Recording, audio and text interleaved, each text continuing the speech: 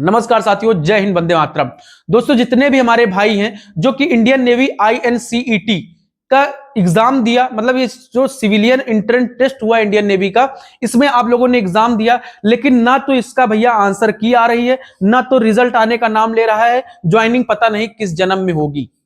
अब कई सारे भाइयों का कहना है तो भैया कंप्लीट वीडियो देखिएगा और आपका क्या डाउट है आप जरूर कमेंट में लिखिएगा। मेरे भाई, ये तो मैं आपको बता दूं, अभी 2024 वाली वैकेंसी की ही ज्वाइनिंग ना हुई, तो आप क्या सोच रहे हो 2025 वाले की ज्वाइनिंग अभी हो जाएगी।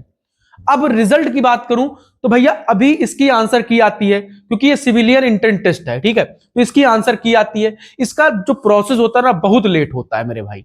आप लोग सोच रहे होंगे कई सारे भाइयों का इसमें नाम भी होगा, लेकिन वो ना तो रिजल्ट निकाल रहे हैं, ना ही आंसर की आ रही है, ना ही कुछ कर रहे हैं अपडेट।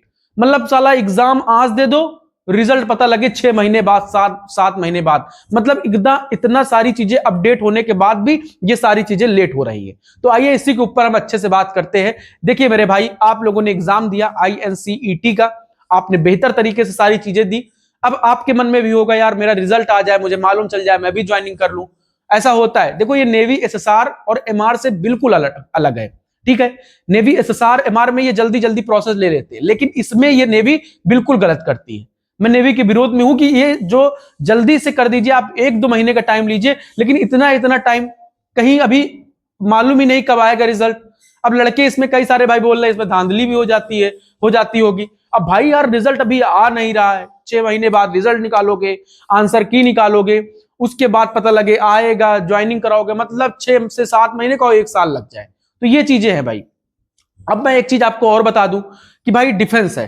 अब डिफेंस अपने मन का करेगी, हम लोगों के हिसाब से नहीं करेगी। एक चीज आपको सत्ता बता दूं, जितने भी भाइयों ने INCET का पेपर दिया है, रिजल्ट का इंतजार कर रहे हो, मेरे भाई दिसंबर तक इंतजार करो।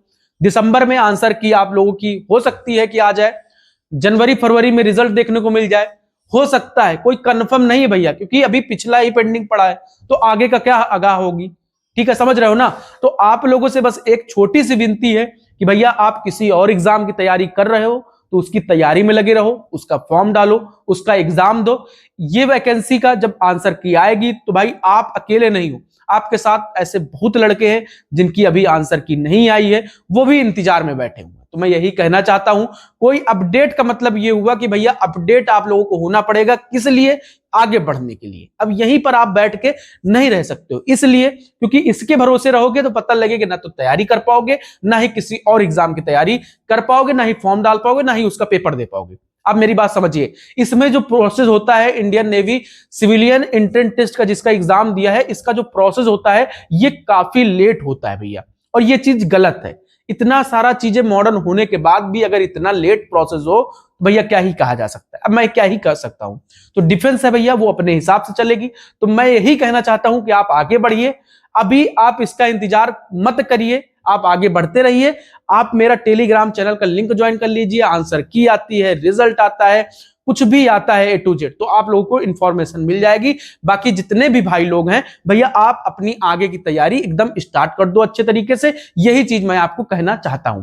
अब आपके मन में क्या है, आप एक बार कमेंट में जरूर बताइएगा। INCET का जितने भी भाइयों ने पेपर दिया है, जितने भाई रिजल्ट आंसर की का इंतजार कर रहे हैं, मतलब रिजल्ट का तो पता ही नहीं अभी आंसर की ना आई, समझ रहे हो ना। तो ये सारी चीजें हैं। सभी भाइयों को जय हिंद, वंदे मातरम। जो भी डाउट है भैया कमेंट कर देना, आपको वीडियो मिल जाएगी। बिल्कुल परेशान मत हो, जैसा कि मैंने बोला है कि आप आगे बढ़िए, इसके भरोसे अब मत बैठिए। जय हिंद।